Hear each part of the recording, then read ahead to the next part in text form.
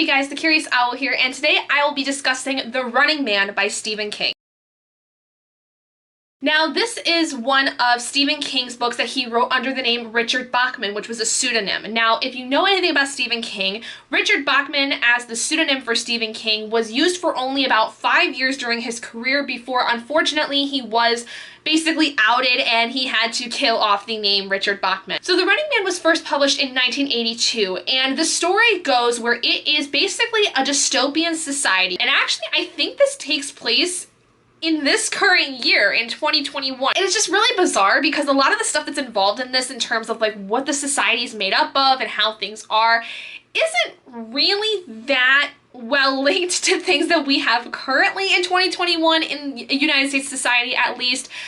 But there is one thing that I think holds true, and that's how reality TV can get kind of ridiculous in terms of the viewership that it gets in especially United States society. And that's kind of what this is all about. So we have our main character named Ben Richards, who Ben is a very poor man. He does not have a job. His wife is basically a on and off again prostitute, and he has an 18-month-old daughter who is incredibly sick, and it is very expensive for him to be able to get the medicine that she needs. So the only way that people are able to actually make money is obviously by having a job. And then other people sometimes will join these reality TV shows where they can win a bunch of money very quickly by doing very ridiculous things for entertainment purposes. One of which is a show called The Running Man. The Running Man is a show where basically it is a man on the run, hence the name The Running Man, and he is on the run from the government. He basically has to try to outwit and outlive the government in order to win, I think it's like $1 billion, which is a lot of money. That's way more money than he actually needs, but in order to save his daughter, this is his basically only way out, at least in his mind. And there's other reasons behind it, but truthfully, I have read this back in April, and it was very hard for me to really enjoy this one. I felt like this just dragged on and on and on, and I felt like every time I went to it, it was like pulling freaking teeth. One of the things I've noticed about it is because I do not like the way that Stephen King writes as Richard Bachman. There is something about the way he writes as Richard Bachman that is such agony to me. This was the same with The Long Walk for me, which I did a review for a few months ago before I had taken my hiatus that I had. Now, the way that Richard Bachman essentially writes is it's meant to be very complex and meant to be very ethereal, dystopian, however you really want to call it. It's not necessarily supposed to be grounded and accessible in terms of the fact that it's not like a contemporary, like, speaking style for many of these stories. The Long Walk and this one both have that in common, where it's just the language by itself that these characters speak in, that the narration is done in. It makes me feel like I'm fucking stupid, truthfully, because I feel like it just doesn't gel with me, and I think that that makes it so much harder for me, because every time I would come back to this story, this book would almost give me a headache with having to understand what the hell was going on, because the language was so weird and I couldn't exactly wrap my head around exactly how this world worked exactly, that I felt like I was having a brain aneurysm. Now, I can't quite remember what I gave this because, again, it's been a few months since I have read it, so I'm gonna go look on Goodreads as to what I actually rated this one, but I don't think it was very high. So I gave this one a 3 out of 5 stars. So I didn't necessarily hate it. And now that I say that, I actually do remember a little bit more about what I had originally thought of it, because I did really like the concept of this. I loved the idea of there being a reality TV show where a man has to basically fight for his life in order to actually win. It reminded me a lot of like how The Hunger Games was, and how with The Hunger Games you had a main character who was going into this to risk it all to at least make an attempt to stay alive, and they were going to do basically whatever it took to win.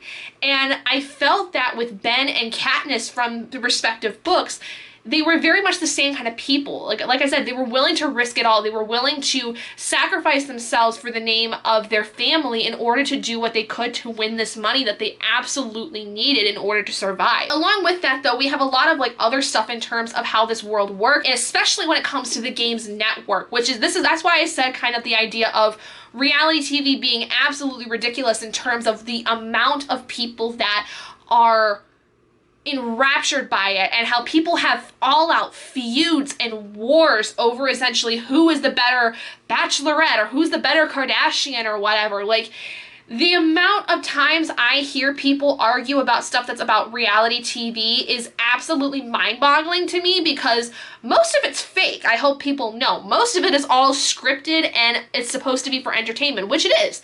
And don't get me wrong, there are times where I'm really bored and want to watch some drama-fueled shit, and that's what I will watch. But it is not otherwise that entertaining for me. I have to be in a very certain kind of mood to be able to handle reality TV, because otherwise I just feel like I'm losing brain cells. And I think that's kind of what happened with this. Basically what I mean is that in terms of how the show was perceived by society, everyone hates Ben, because the game's network, in order for this show to work, they basically pit the person that is running off from the government against the entirety of society. They will pull out every single bad thing this person has ever done, or anything that seems in any way manipulative to where they can spin it that this person is evil, and gets the entire world to hate them, because that way they can get these people to call the police when this person shows up, and then those people will get a reward for giving them a tip about where this guy is.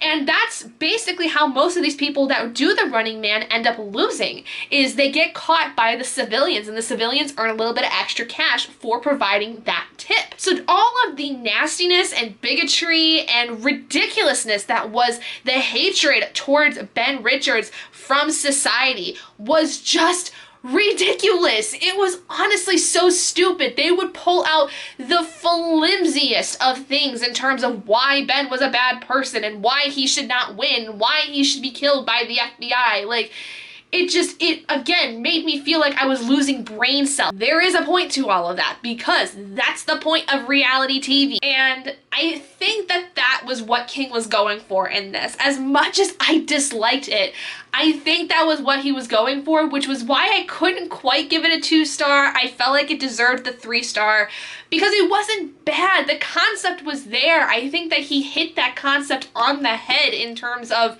creating a story about a man who gets involved into a reality TV show to earn money to save his family, and having to deal with also the societal repercussions of that. But I think the thing that just made it so much more agonizing for me was the writing. I just felt like it was so much more difficult of the writing style than it needed to be, and it just made my head hurt. And honestly, thinking about this book again continues to make my head hurt. Like, I can feel one coming in right here, because I can't deal with this book. I can't deal with it. So those are some just very basic thoughts of The Running Man. I didn't want to go too spoilery with this or with Danse Macabre when I did that review, because these were sit-down reviews, so I think that these would be more spoiler-free, whereas my reading vlog reviews would be more spoiler-filled, which I will be getting back to that with The Dark Tower here very soon. That is the next book I am working on. Do not worry, it is coming. In terms of The Running Man, I think that in general it was fine. When King writes under Richard Bachman, I don't like what he writes. It's not my favorite things in the world. It's very, not mediocre in per se, but just, it's not great. I prefer King writing under himself than under Richard Bachman. Let me know what your guys' thoughts were on The Running Man. Again, I gave this a 3 out of 5 stars. Not my most favorite thing in the world, but not also the worst thing I've ever read, because, like I said, the concept was really there. I think it was hit on the head, but I just feel like the writing style did not gel with me at all and made me just want to rip my eyes out from time to time. But I think that there's a lot of people who could possibly, you know, paint this in a bit of a better picture for you if you would like to hear from them. And if there are people who would like to paint a better picture of this and change my mind, please please feel free to down in the comments below. But with that, guys, I'm going to wrap up this video here. So thank you all so much for joining me. If you guys did enjoy this video, please do give it a big thumbs up. And if you haven't already and you'd like to be and would like to see more videos like this, go ahead and hit that button down below and subscribe to become an owl at Narflock. And I will see all you guys in my next video. Bye, guys.